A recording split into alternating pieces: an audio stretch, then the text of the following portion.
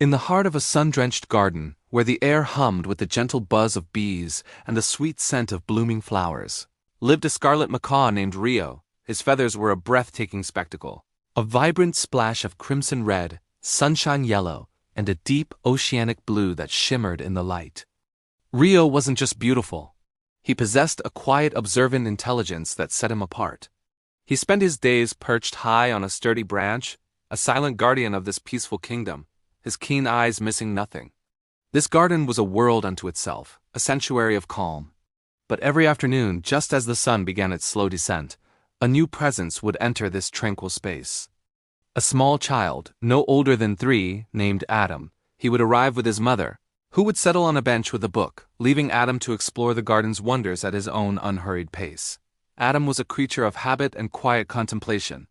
He always wore the same small, soft hat that shaded his curious eyes. His steps were slow and deliberate, not the boisterous, chaotic movements of most children his age. He would toddle a few paces, then stop, his entire being focused on a ladybug crawling up a leaf or the intricate pattern of a fallen petal. He was a tiny explorer in a vast green world, and he treated every discovery with a gentle reverence. From his high perch, Rio noticed Adam from the very first day. The bird's usual routine of preening or cracking open a nut was paused. He became completely still, a living statue of red and blue, his dark eyes fixed on the small figure below. He didn't squawk or call out. He just watched. There was something about this little human that captured his attention, something different from the loud, fast-moving people who sometimes rushed through the garden. When Adam eventually found a soft patch of grass to sit on, cross-legged and content, Rio remained on his branch. He felt no urge to fly down, no need to intrude. He simply observed, a silent companion from above.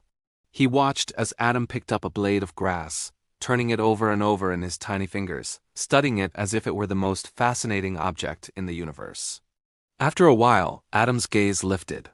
His eyes, wide with innocent curiosity, found the brilliant splash of color in the tree. He saw Rio. There was no shouting, no pointing, no sudden running towards the tree to scare the bird away. There was just a look of pure, untainted wonder. He tilted his head, his expression soft and inquisitive. Rio, in response, mirrored the gesture. He tilted his own head, his bright eyes blinking slowly. He ruffled his magnificent red crest, a subtle shift of feathers that was his own form of communication. It was a silent conversation, a language understood only by the two of them. Adam let out a small, happy sigh and offered a tiny, gentle smile. He didn't need the bird to talk or do tricks. He was simply happy to share the space. This quiet ritual repeated itself day after day. It became the most anticipated part of their afternoons. Adam would arrive, find his spot on the grass, and look up. Rio would be there, waiting, a steadfast presence in the branches above. Sometimes Rio would meticulously preen a long blue wing feather, showing it off in the sunlight. Adam would watch, mesmerized by the flash of color. Other times Rio would let out a soft low coo, a sound so different from his usual loud calls, a sound reserved just for these moments. There was no grand drama in their story. Rio never had to rescue Adam from any danger. Adam never tried to capture or even touch Rio. There were no sudden movements, no attempts to bridge the physical distance between them. Their connection wasn't built on action or interaction in the typical sense. It was built on something far more profound, mutual respect and shared presence. Each respected the other's world. Adam understood, with an instinct that adults often lose, that the bird belonged in the tree, wild and free. Rio understood that the child on the grass was a source of calm, not a threat.